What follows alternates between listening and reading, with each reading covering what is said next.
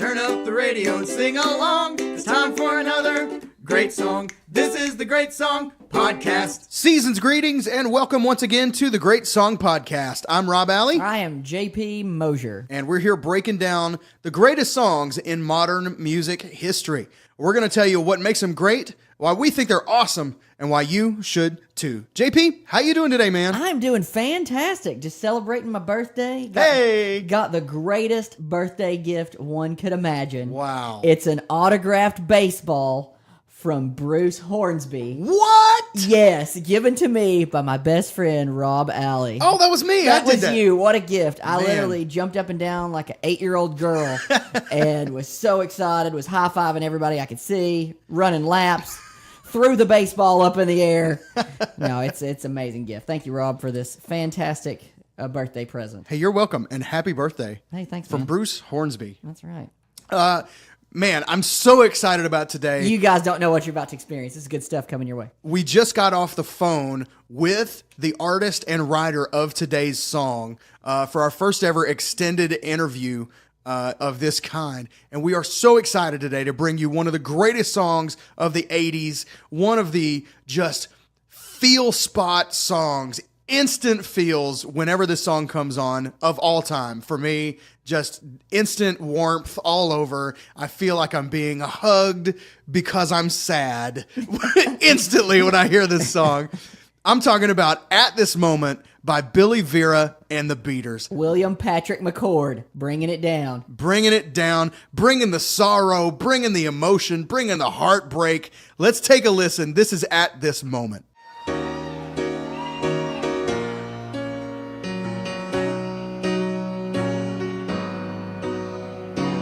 What did you think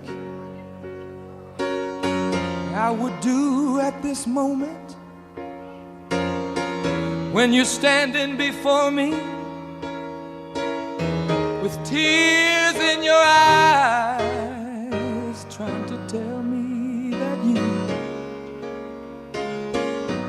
have found you another and you just don't love me no more.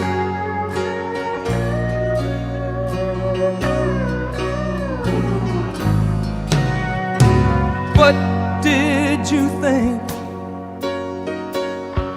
I would say at this moment when I'm faced with the knowledge That you just don't love me. Oh yeah, so good.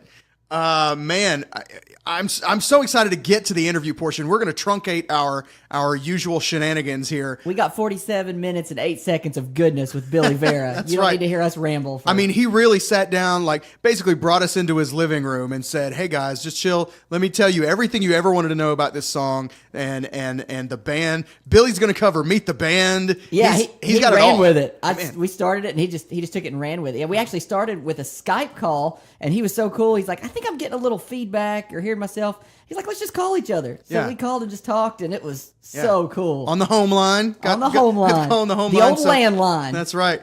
We got to give big props to this one also for Jimmy Fallon.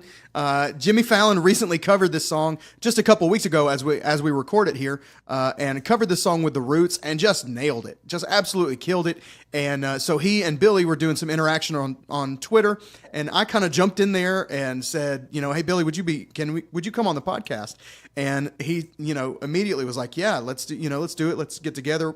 And so, man, Twitter, amazing, right? I mean, shouts out to Jimmy Fallon and shouts out to Twitter for being awesome, being a cool way that I can connect with somebody in that way. You just never know, reach out to somebody and ask them, and they might be totally willing to bring you in on something. So, just a little tiny bit on this song, and then we're going to let Billy do the rest.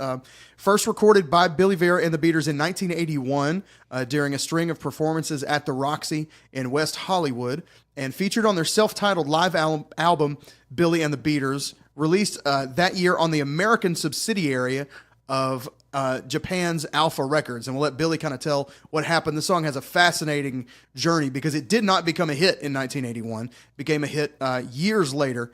And it's got a really interesting story behind all that. but this is just one of those.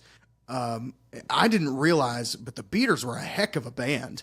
Like, we're going to talk a little bit. The band section, you're going to be like, what? Yeah. Beaters were a heck of a band, and Billy is a heck of a songwriter. Absolutely. He's got numerous hits throughout the years as both a writer and as an artist. Of course, his biggest hit is this song at this moment as an artist, but he's got #1 hits for Dolly Parton and tons of others.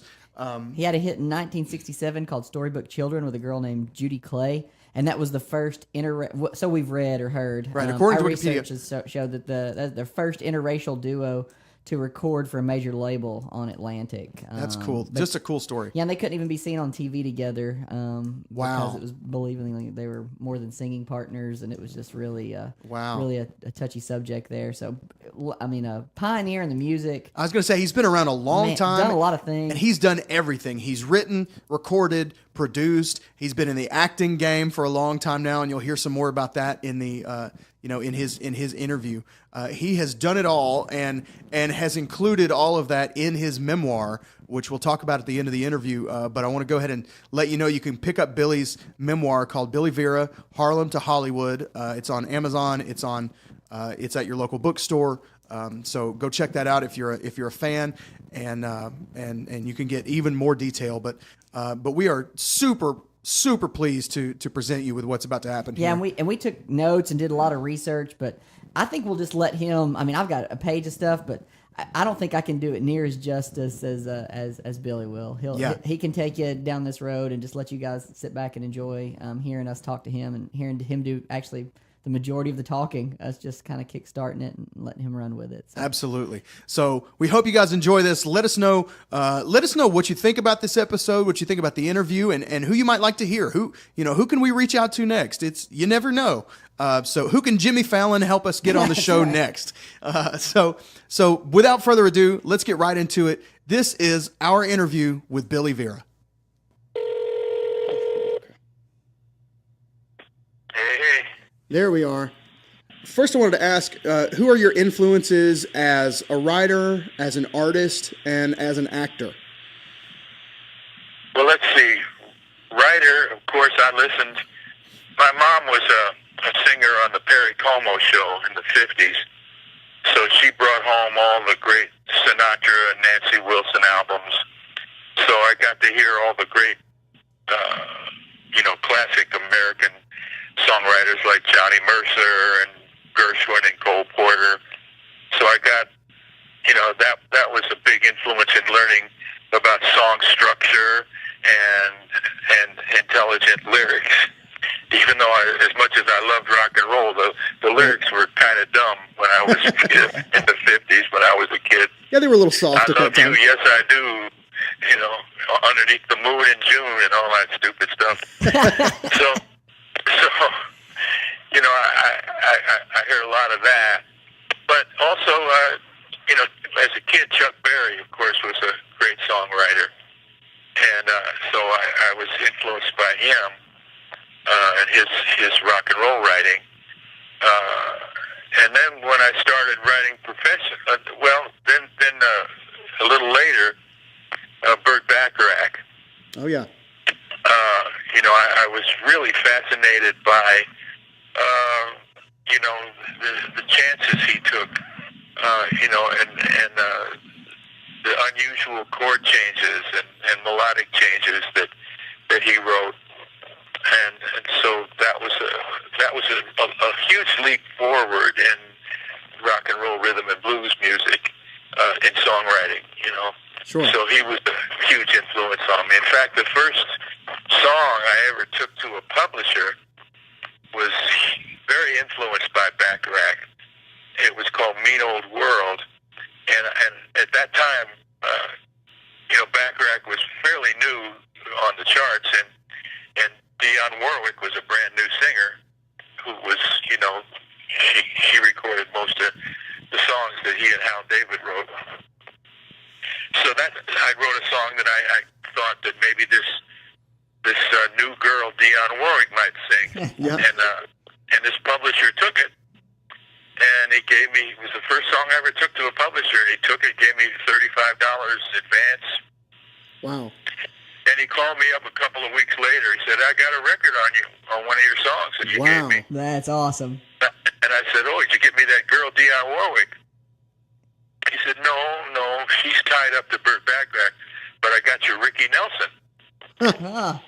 I said, Ricky Nelson, he's white.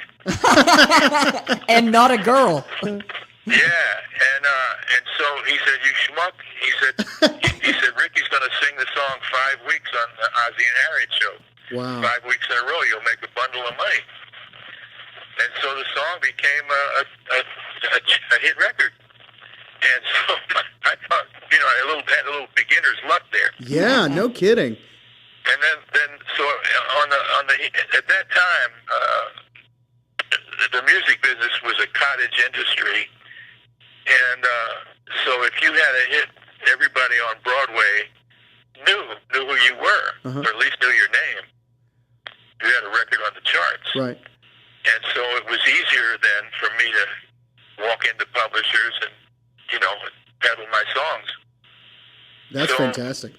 This one publisher gave me a job, $75 a week as a staff songwriter, and they put me with this fellow named Chip Taylor, who was as it turned out, he went to my high school, and he was 4 years ahead of me and a little more established in the business. And he was a great songwriter, and he sort of mentored me. Gotcha. He wrote songs like Wild Thing and Angel of the Morning, and he was a great lyric writer. Yeah. Okay. And so those were my major influences. Outstanding. How about on the acting end of things? Because you're a very eclectic guy with a long career with a lot of different angles, and so you've been an established actor as well as a writer and an artist. Who are your go-tos as an actor that you look to? Maybe not pattern yourself after, but were influential on your style. Well, I love the work of Robert Mitchum. Oh, okay.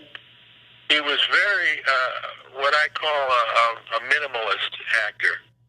You could compare him in music to somebody like Count Basie. Sure. Count Basie could play a lot of notes, but he chose not to. Right. Very He selective. just put a plink and a plunk in just the right places. and Mitchum was that way as an actor. He didn't overact like so many, novice actors do. And so he was. I think he was an influence. I also liked. I don't think my acting is anything like him, but I loved James Cagney's acting. Okay. Sure. What's not to like? I said, what's not to like? Yeah, he was great. Yeah. So, that's kind of it. Chip Taylor's brother was John Voight. Oh. And it was John who got me into acting. I had no dream, no desire to be an actor, but John, we go way back to the beginning of my career, and John was older than Chip. So he when I moved to California, John came into the club one night with his acting coach and saw me singing, and he came upstairs to the dressing room afterwards, and he said, I've never seen a singer that does what you do on stage. I said, what do you mean? He said, well, most singers manipulate their audience. I'm going to make you laugh. I'm going to make you cry. I'm going to make you horny, whatever. They decide what you're going to feel, you, the audience. Yeah. And he said, you don't do that. He said, what you do is, he said, you just lay it out there, and then you let them organically feel what comes natural to them. He said, and that's kind of what, my coach here, David Proval, who was later in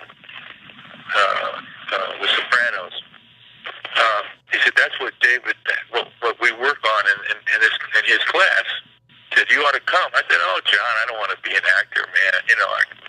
I'm busy singing. Right. So he could be very persuasive, so he talked me into it, and I went down. And I saw that what these people were doing in his class were really doing something cool. going back, and it took me a while to get this method of acting that they were doing. And, and when I finally got it, then people started asking me to be in plays and then some little TV shows, character parts and stuff like that. And so that's how that came about. Interesting. Well, it's funny that your career kind of intersects, it kind of blurs this line between a writer, an artist, and an actor when those things all kind of intertwined in the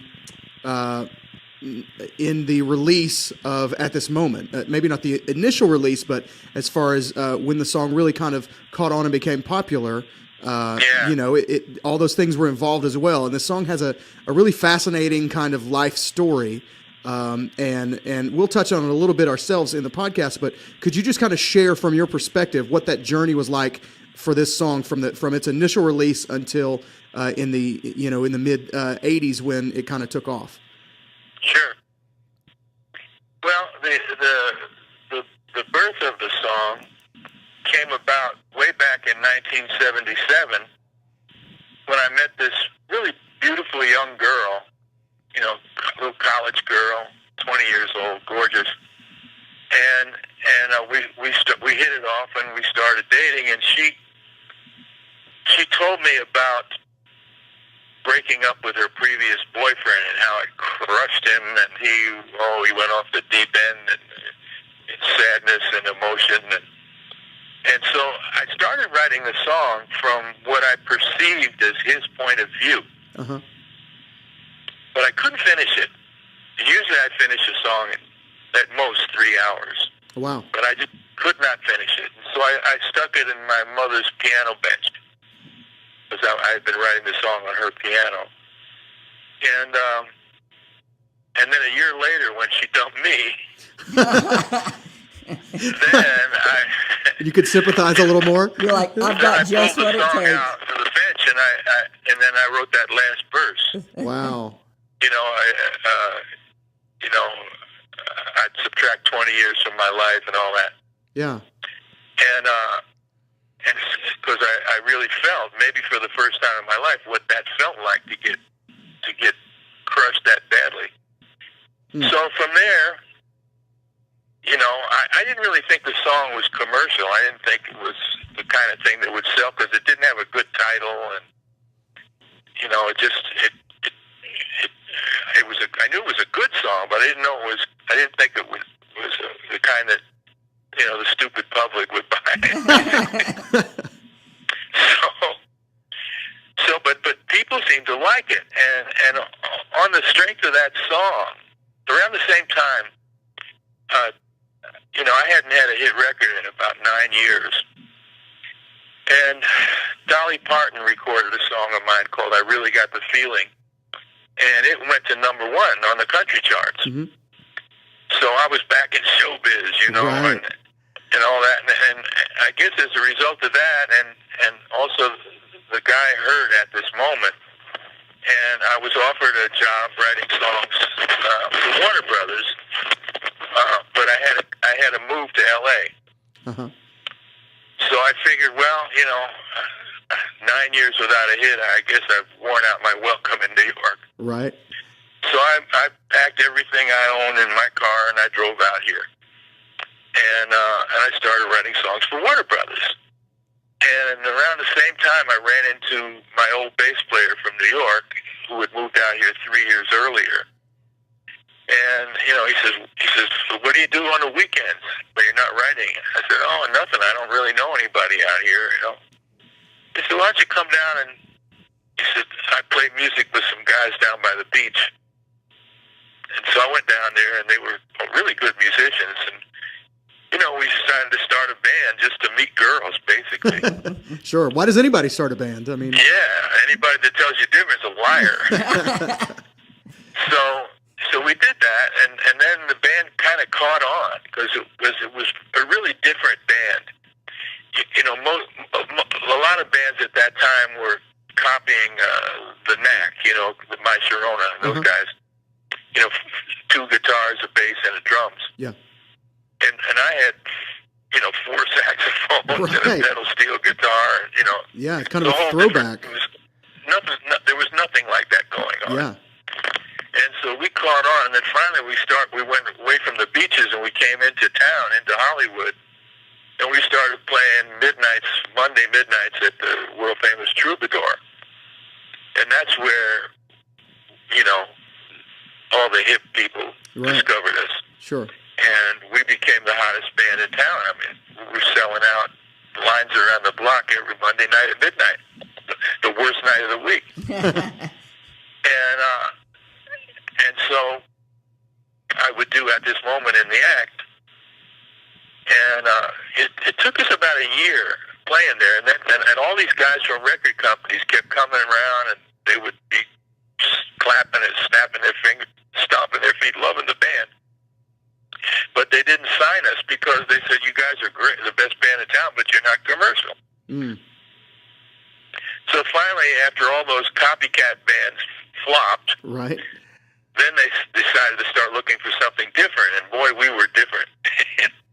So we got 3 offers in 1 week, Wow. and so we signed with this label, and they recorded us live, and the first record we had out was called I Can Take Care of Myself, and it became a, you know, pretty mid-sized hit nationally, and then At This Moment came out second. By now it's 1981, and the promotion man had a fight with the head of the company, and so there was nobody to promote the record, so it went up to about number 79, and that was the end of it.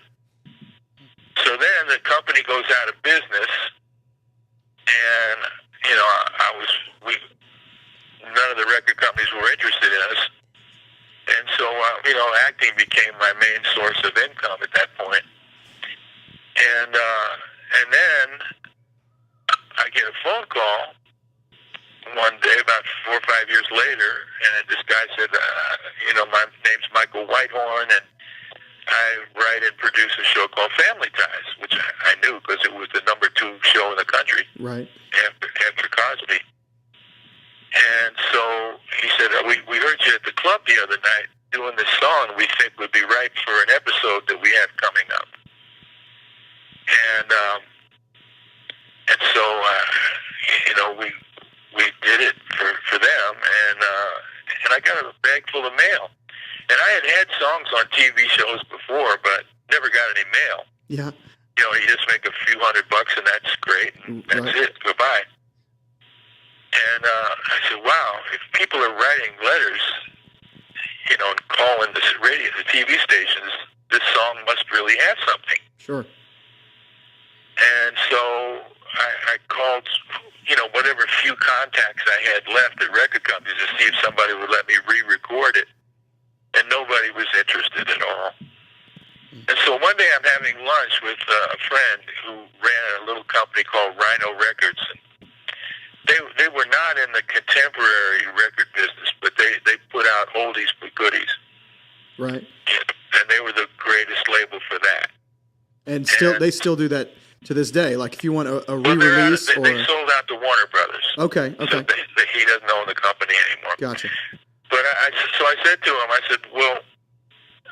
said, how many records do you need to sell to break even? He said, well, we have a low overhead here at Rhino, and we could probably break even on a couple of thousand records. I said, I'll tell you what, if you put out At This Moment and an album's worth of songs, I'll guarantee you 2,000 sales. I could sell them in the clubs over the course of a couple of years if I have to. So he's, and he only did it because he likes me, Sure. He didn't think he'd make any money. So he puts this album out, and next thing you know, they use the song on Family Ties again when the girl breaks up with Michael J. Fox. Yeah, now it really hurts. And then it went crazy. I mean, NBC told Rhino that they got more calls than at any time in the history of the network. Wow. Who's the singer? What's the name of the song? Where can we buy it? Is there an album? All that stuff. And this time we had a record out. And organically, this thing took off. I mean, Rhino is not, as I say, they're not in the contemporary music business, and they don't even know the first thing about payola or Right. promoting records. It just sold on its own on the strength of the appearance on the show. Yeah. And so, you know, the thing starts leaping up the charts, you know, leaping over Bon Jovi, leaping over Madonna, leaping over all these big artists. Next thing you know, we're number one in the whole country. And the song was, it's one of those songs that you can't really categorize as stylistically. Mm-hmm. So it was on the pop charts, on the top 40 charts, on the rhythm and blues charts, on the country charts. It was on every chart you can imagine. I mean, everybody in every demographic group loved this song. Every age group. I mean, we had kids, junior high school, using it for their junior high school prom song. we had 65-year-old retirees buying the record. Yeah. You know, I mean, it was just one of those rare songs that struck people's emotion across the board. And frankly, I don't know why. You know, I mean, you can't manufacture, you can't contrive something like that. It's just one of those things that comes to you. Yeah. You know? Even I remember hearing it as a kid. I was born in 81. So we were both born in 81. yeah. So. And I remember hearing it as a kid, and you know, I haven't had, excuse me, I haven't had heartbreak at 6 years old, you know, but I love the song, you know, it connected with me, and whatever it was that was in there, it got me too. There you go. I remember as when I was about 10 years old, there was a song out by a great singer named Kay Starr. She'd had a big record called Wheel of Fortune. And this song was a French song originally done by Edith Piaf, the great French star. And it was called If You Love Me, Really Love Me. And it was emotionally, it was a similar song in many ways at this moment. And I'm telling you, I had no idea what love was at 10 years old. But the song used to make me cry. Wow. You know? And so, yeah, when a song has that magic, man, it crosses every boundary. Yeah, absolutely. You don't get many of those very often. That's true. True. Do you consider? We were talking about, you know, being on Rhino as the label, but being non-commercial. Do you consider at this moment and that album, the By Request album, do you consider that an independent release? Yes, they were an independent label at the time. They later sold, as I said, to Warner Brothers. Uh-huh. But they were an independent label, and when the thing took off, they made a deal with Capitol to distribute it so that they could have, you know, nationwide distribution. Gotcha. Okay. So we were talking about that in the light of that. It seems like, you know, now a lot of acts might they might label themselves as indie rock or, you know, independent whatever. But what they're really talking about is kind of a sound or a feeling, not the fact that they don't have a record label. But we were talking about that this is one of the most enduring independent releases that we can think of. You know, there's not much out there that you can say, you know, this was released, you know, that long ago without the strength of a major label behind it, and people are still singing it, you know, 35, you know, almost 40 years later at this point. Well, yeah, just a few years ago, Michael Bublé recorded this song. Yeah. And he sold about 10 million albums. You know? Wow.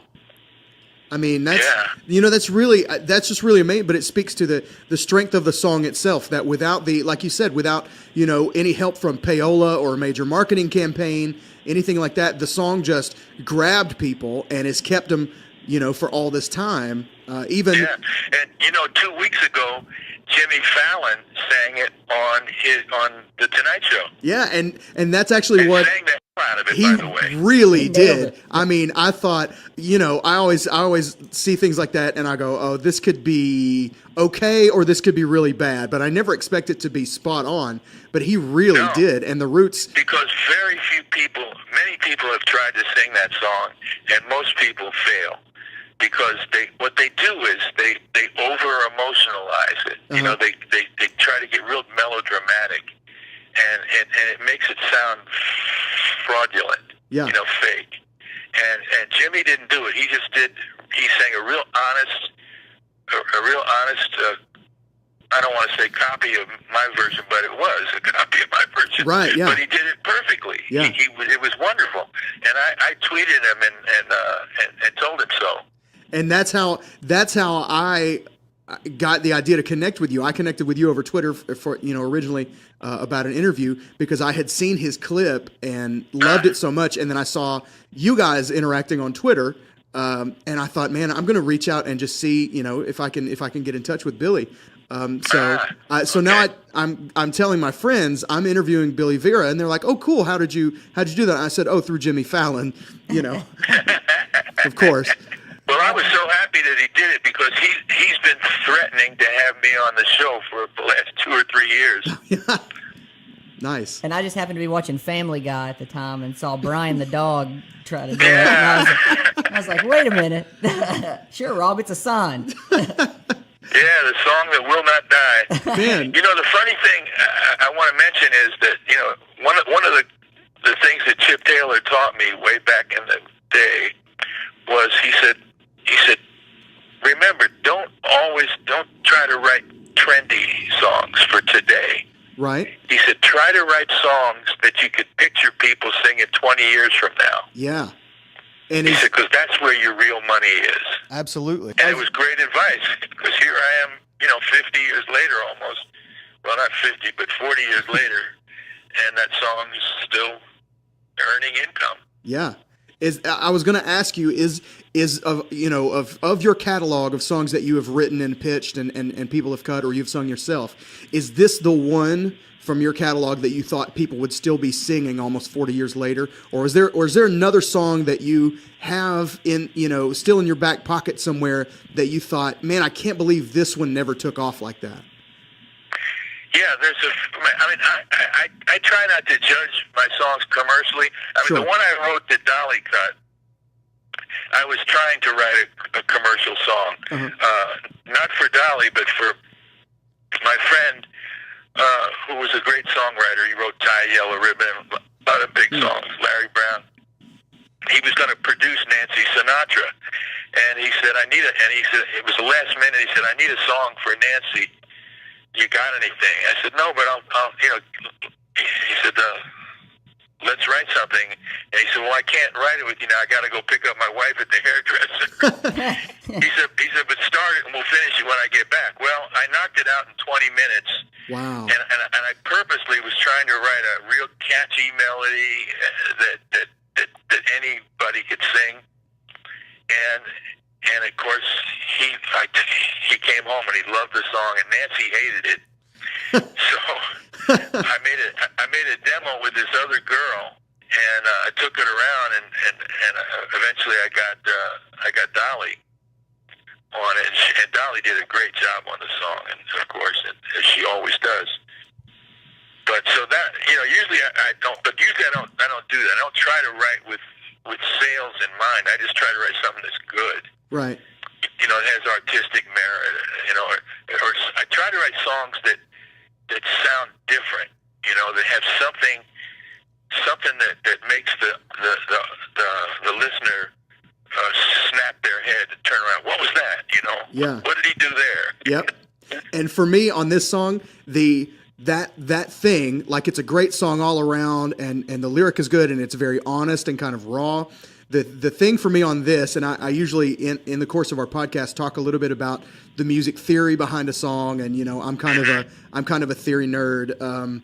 But the thing that grabs me on this song, and it happens repeatedly, is that flat 9 that you've thrown in the melody, which almost never gets heard, especially in pop music now. That never happens. But on that, on that fourth chord, I guess we're in B flat on the song. Is that right? It's in G flat, yeah. Oh, I'm sorry, G flat. Okay, G flat. So that would be, yeah. So on that fourth chord, it becomes kind of an E flat with a flat 9 chord. That with tears in your eyes. That's just that's the note that grabbed me. Like, that's the note that made me turn my head and go, whoa. It's interesting. That's interesting. I guess that's just because I've done a lot of blues singing over the years, and so it's kind of a bluesy note. Yeah, and it's one of those things that is just it's it's a little dissonant, and it just kind of just as far as melodically grabs me every time. That's the note I wait for. That's where the emotion is for me melodically on that song. It just kills me. I just love it so much. Yeah, hard to remember, but I think what I was trying to do with that first grouping of chord changes there, I was trying to do something a little Motownish, but instead of a fast song, do it as a ballad. Yeah. Yeah. And years later, I was performing at a salute to American songwriters at a big theater here in L.A., and in the audience was the Holland brothers of Holland Dozier and Holland fame. And so they came backstage and befriended me, and they ended up coming over to my house.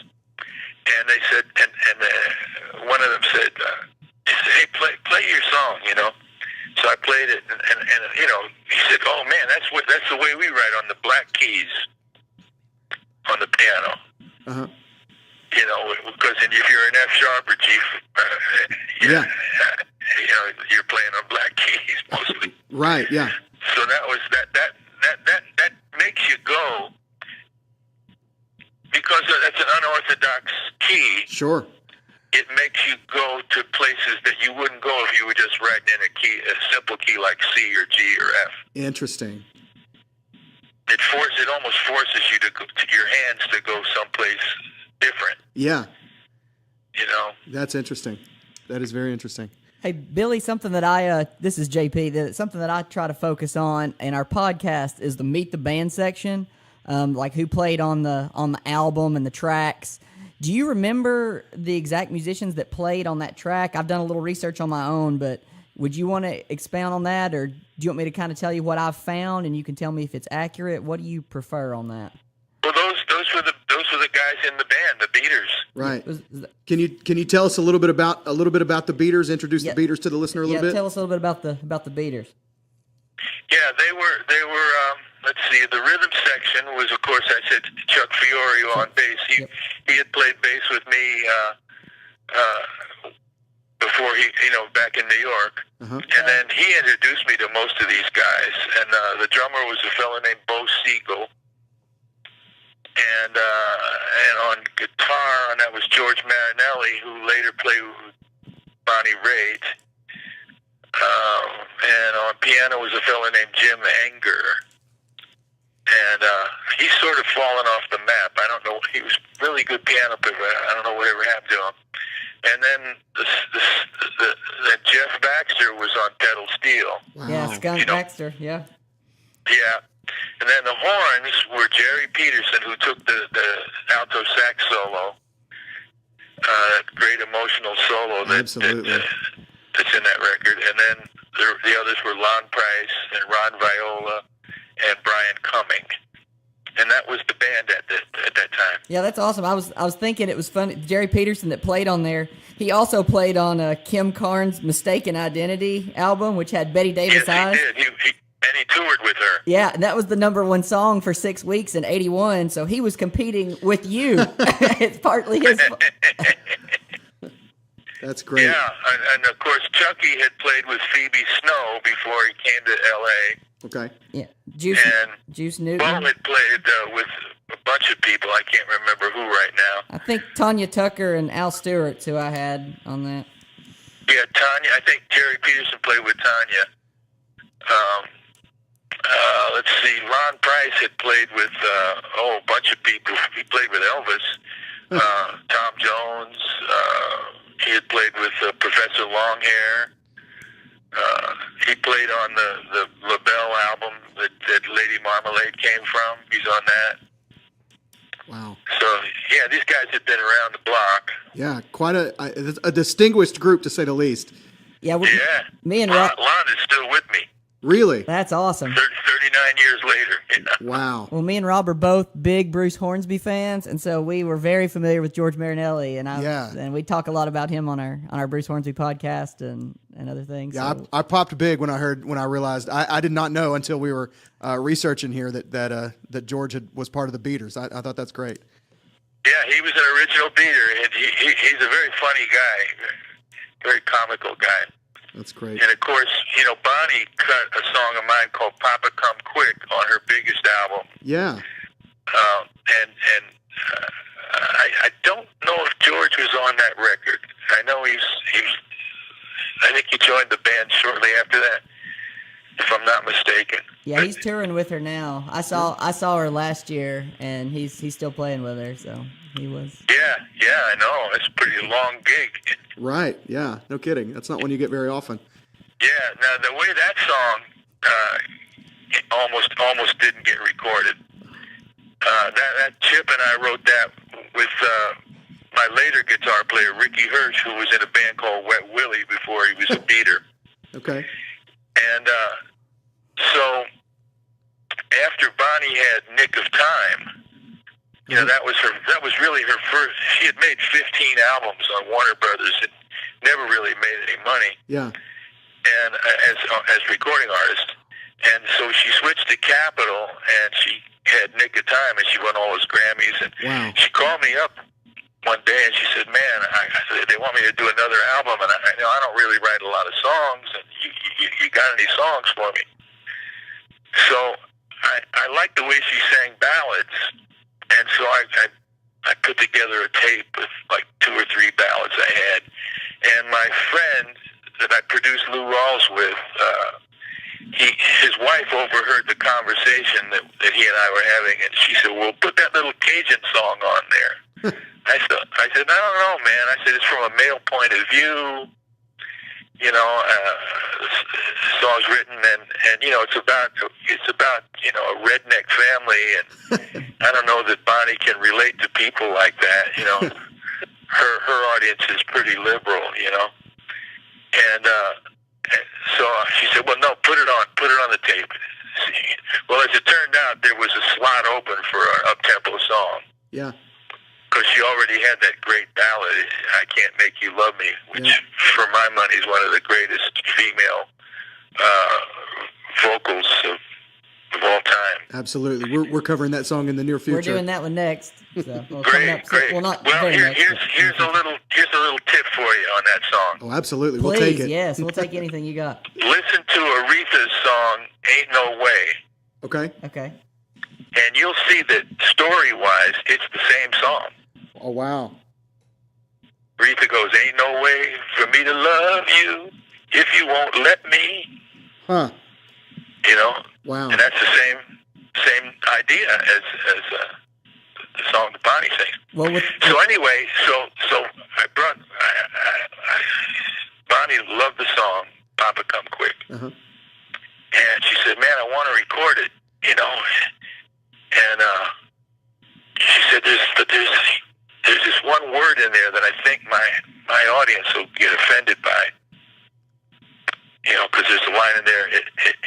It must have been that wine-eyed, silver-tongued bear." Uh-huh. Oh, yeah. That's, yep. And Not going to get away with that one anymore. It's a not very nice word for a Mexican person. Yeah. And she said, "I understand that the character in the song would talk like that. Right. So it's authentic." Right. She said, "But I said, well, okay, change it to schemer." Yeah. Rhymes. That's a little safer. Yeah. So it was safer word, and she liked that. So I figured, okay, great, we're on the record now. So then she calls me about a week later from the studio itself, and she says, "Man, I'm over here trying to record the song, but I can't get my band to play with the same feeling as your demo was." Oh, I said, "Well, that's just because it's just me and Chip and Ricky, on the, playing in his living room, and your band is probably too good. Yeah. It's got to be dumb." Right. And so she said, "Well, can you come over and help out?" So I grabbed my Telecaster and I hopped over there, go over to the studio, and I had the band play it down for me. I said, "Yeah, you guys are playing too good. I said, drummer, I said, just play thump, thump, thump on the bass drum, but don't play anything else. And I told the bass player the same thing, and then I played my dopey lick on the Telecaster, and it worked out, you know. And so finally, thank God, we got on the album. And so I was producing Lou Rawls at the time, who was on Blue Note, which was a subsidiary of Bonnie's label, Capitol. Okay. And so I said to the boss at Blue Note, I said, "Oh man, I'm so excited! You know, Bonnie's just recorded one of my songs, and she just sold 3 million records with Nick of Time." He said, "Well, don't get too excited." He said, "Nick of Time was a fluke." He said, "She'll probably do about 400,000 copies." Wow. No way. And I said, "I'll take it. I'll take it." Yeah. Sold. Well, as it turned out, our album ended up selling 5 million. You know, it sold Crazy. more than Nick of Time. Man. So, you know, she had another fluke. Yeah, right, exactly. One of those 5 million selling flukes, yeah. But it just shows you the record company didn't have faith that she was going to do it again. You know? Wow. That's something. I feel like, But she did. yeah, but she did, yeah.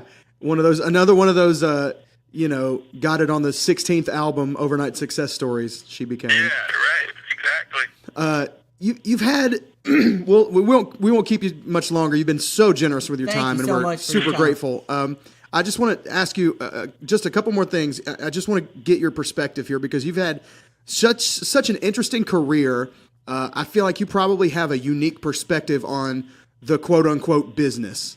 What are some of the things that you've taken away from the business over the years and in your many roles as, writer, artist, producer, and even as an actor, just about the business in general? What are some things that you might be able to share with the audience that would be of interest?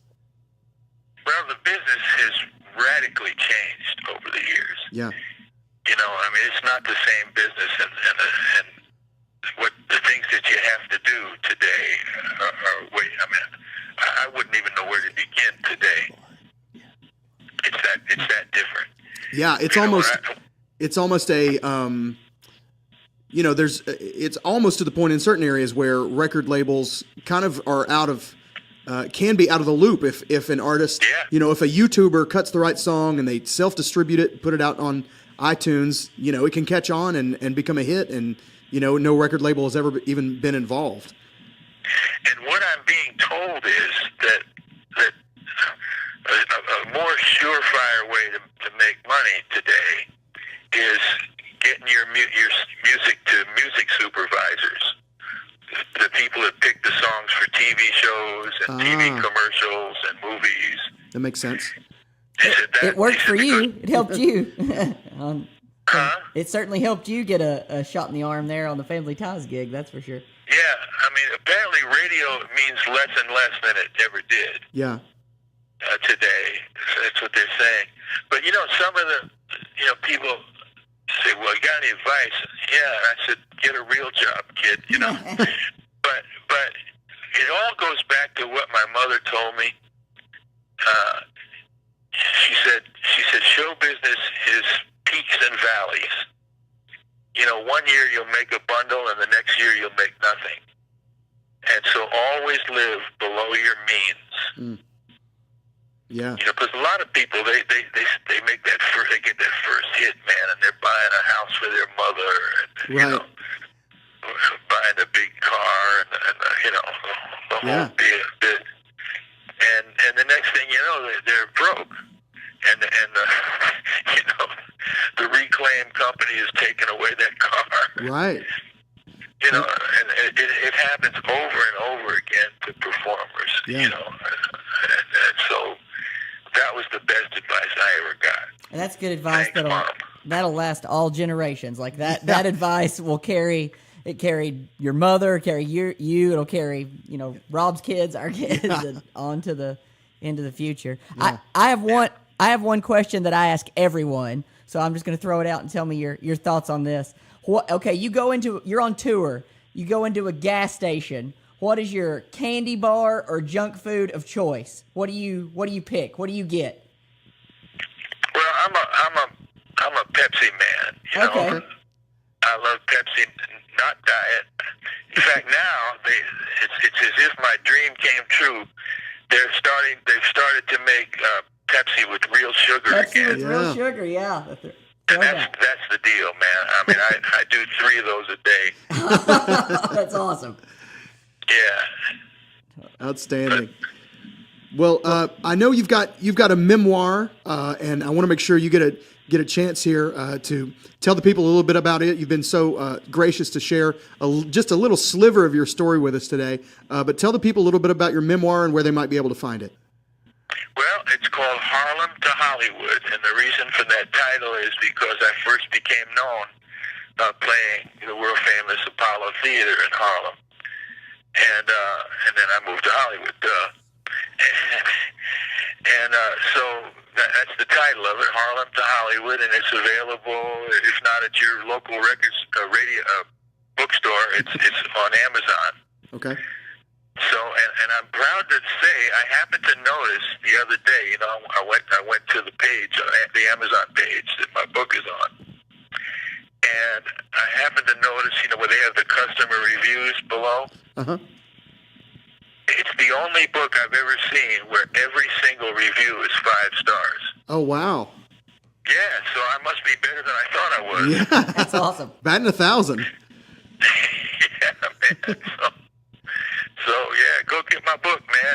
It's not just about me, but it's about it shows you what it's like to be a guy trying to make a living in show business and the different things that one does that I did, and people seem to really enjoy it. I tell you, I get a lot of people writing to me on the website BillyVera.com, on Facebook and stuff, and just tell me how much they enjoyed the book. So I tell everybody, go get that sucker. Outstanding. Absolutely. Go get it. Billy Vera, Harlem to Hollywood. Go get it at Amazon or your local bookstore.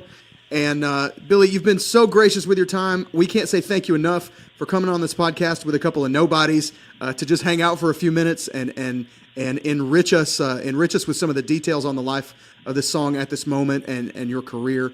We're just incredibly grateful for your time. Thank you so much for being with us. Well, thanks for having me, boys. Every little bit helps, and good luck with your show. I hope you do well with it. Absolutely. And thanks to Jimmy Fallon for getting us together. Yeah. Thank you so Good much. old Jimmy. Yeah, good old Jimmy. That's what I'm going to call him from now on. Thanks so much, and all the best. And here's hoping for many more years of fruit from all your labor. Thank you, buddy. Thank you so Thanks, much. All right, fellas. Talk to you All one right. of these days. Thank you. much. Bye-bye. Bye-bye. Man, So yeah, that just happened. that just happened. We just we're still in shock over the amount of time we just got to spend with Billy Vera. Big deal for us. We hope you guys have enjoyed this episode, and we hope to do some more of this in the future as our global podcast empire continues to grow and we dominate the charts as we do every week here on the Great Song Podcast. We are still our favorite. We are our very favorite podcast here. And so that's just such a huge get for us, just an amazing experience to be able to talk to Billy on the phone, especially for that length of time. We thought we might get 10 minutes with him. We were like, yeah, maybe we can get 5 or 10 minutes. And Yeah. 47:08 later, we're like, this is still happening. Yeah, we high-fived each other. slapping hands and- yeah, it's amazing. So anyway, man, we're buzzing. Yeah. That's bottom line. We're buzzing. So Let's send him out with a song. man, let's let it. You know what? How about that sax solo? Let's Yes. take it from the sax solo. Here's Jerry Peterson bringing it. Bring it, Jerry. Take us home. We'll see you next week on the Great Song Podcast. I'm Rob. I'm JP. Go listen to some music. If I could just hold you again.